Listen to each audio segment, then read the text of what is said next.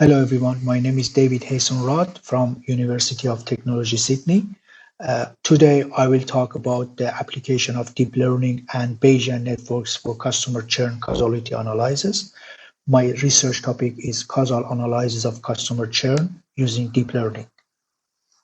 First, in the background section, I will explain the definition of customer churn analysis in subscribe-based businesses and why causal analysis is important in marketing strategy, and then I will refer to some related studies in this field.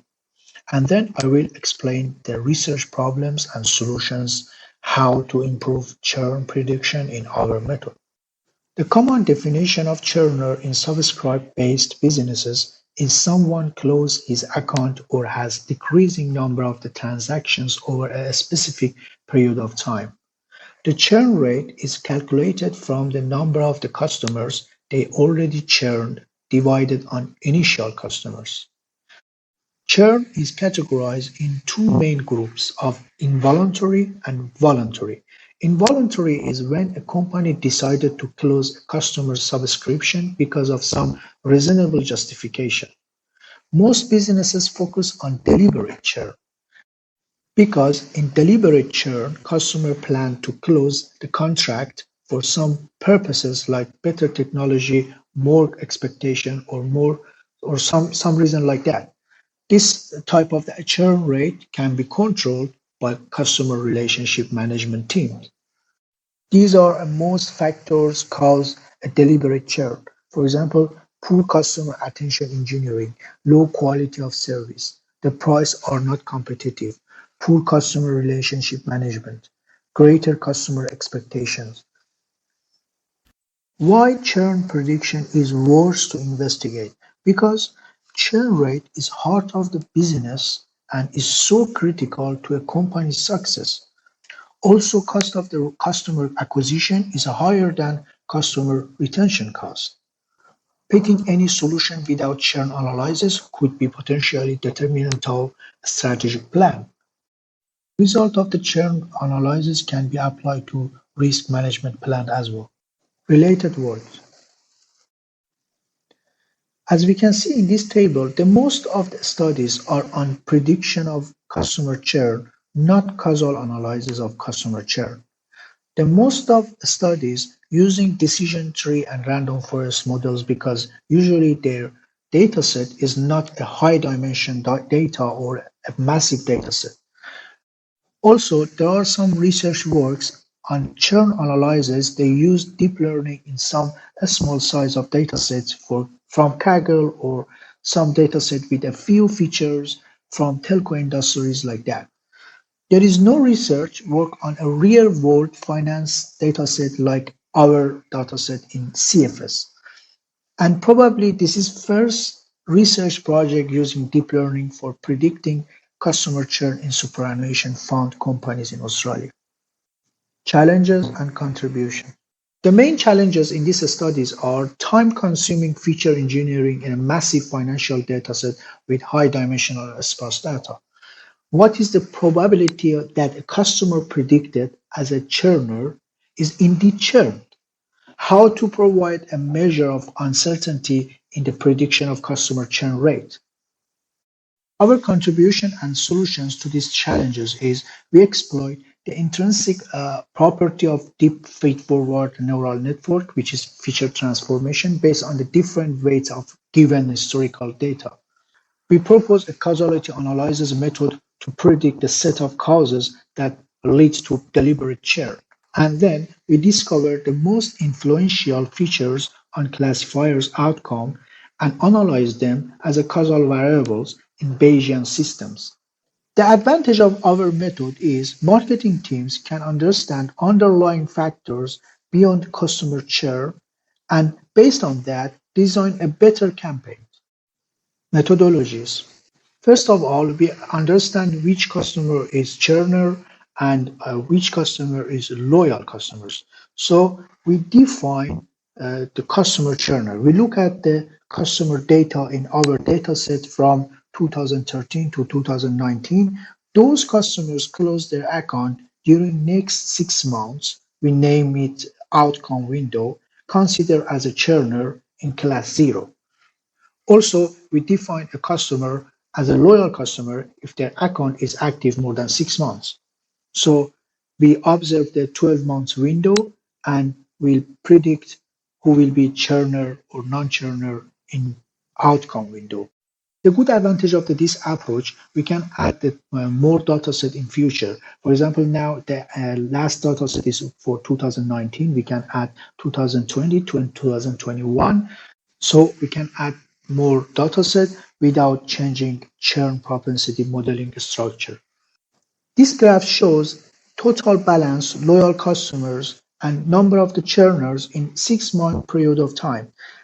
As an overview, we can see the total account balance increased almost $7 billion, while the number of loyal customers is decreasing and churn rate is increasing in last years.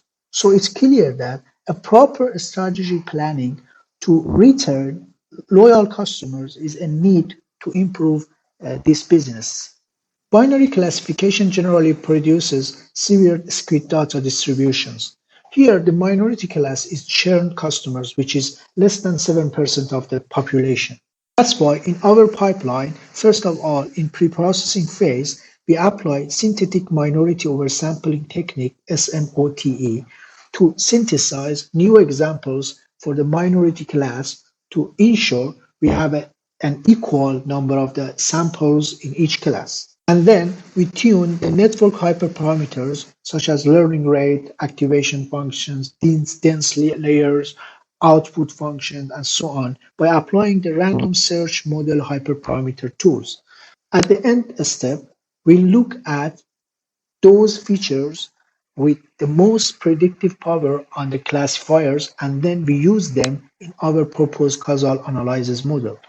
In this way, we can take advantage of both machine learning and Bayesian systems to analyze latent factors that cause churn. This bar chart shows different evaluation metrics on 11 classifiers. We try to show the prediction result of comparison models with our proposed deep learning network. We can see that the XGBoost, which is a decision tree based ensemble machine learning algorithms, outperform the other algorithms in terms of AUC, which is 80% here. Also, our proposed deep learning model improved AUC by 7.5% compared with logistic regression. So we can say that the proposed model outcomes were comparable with best practice classifiers and also achieved superior accuracy of 80% on test data. We show the feature impacts on model output with this SHAP graph. The age, account tenure, and SG recency or super guarantee recency are the most influential features pushing the prediction higher.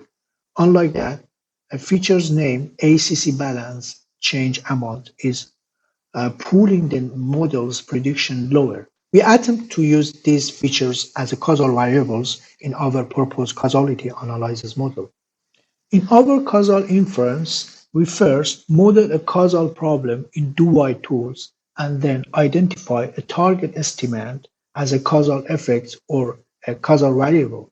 We choose target estimates based on SHAP graph results and our initial assumption, and then measure the degree of belief on the estimation by applying a permutation test in do-while tools. At last, we refute the opt-in estimate and do test again to validate an effect estimate. Our initial assumption is regarding account balance fluctuations and customer gender and account growth rate. First, we assume that high limit account balance might affect the churn. And second assumption is we assume there is a cascade relation between account balance and gender, so that gender would affect account balance, then indirectly affect churn. And our third assumption is account growth and high balance change could directly affect churn as well. So we assume when account growth almost is fixed, the churn propensity will be increased. So based on these estimations, we run our causal inference model and see our estimation results in a directed acyclic graph, uh, which is shows the dependencies between causal variables.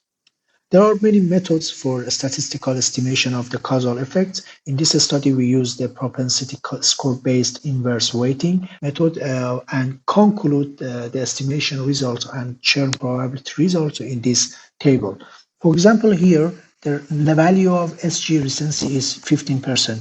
That means the probability of churn is increased by 15% when the customer has higher number of the days passed since last day of a super guarantee contribution, or when a customer have a negative account growth rate, the probability of the churn will be increased 3%.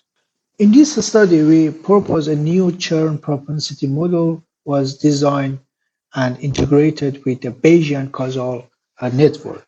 The prediction accuracy of our proposed model compared with other best practice churn prediction classifiers. We analyzed possible causal effects cause a customer churn. The most confounding factors for customer churns are SG contribution, annual report preference changed, account growth, and balance amount.